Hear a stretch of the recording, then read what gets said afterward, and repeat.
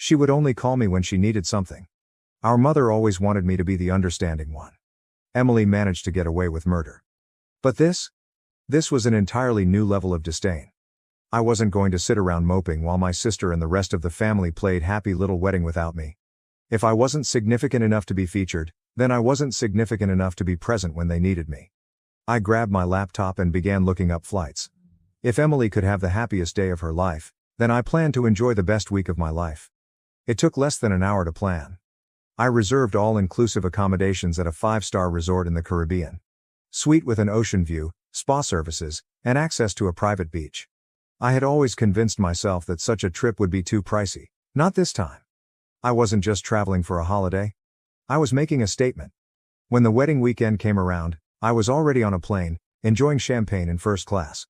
I made sure to upload a picture, legs extended out, drink in hand, with this caption. Guess I got cut from the guest list, but I think I'll survive. The reactions were nearly immediate. Some of my cousins sent laughing emojis. My aunt, the only rational member in the family, commented, "Good for you. Should have taken me with you." But what's the best reaction? That came from my mother. She sent me 3 texts in a row. Mom asks, "Where are you?" My mom. "Are you seriously missing your sister's wedding over this?" Mother. "You're being petty." Petty? I wasn't even close to finishing.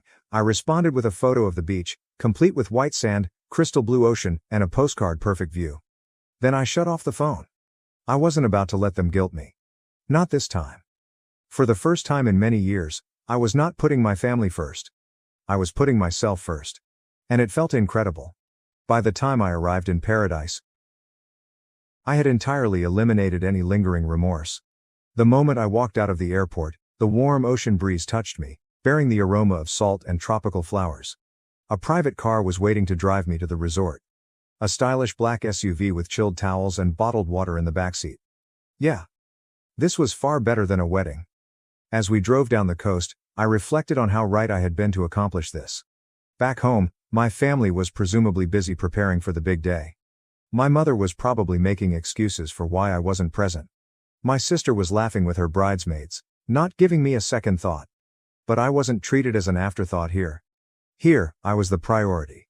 My priority. The resort was something out of a fantasy.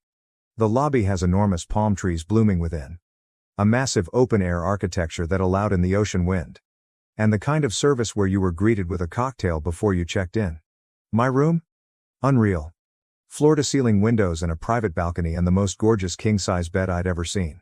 I threw down my things, strolled out onto the balcony, and simply took it all in.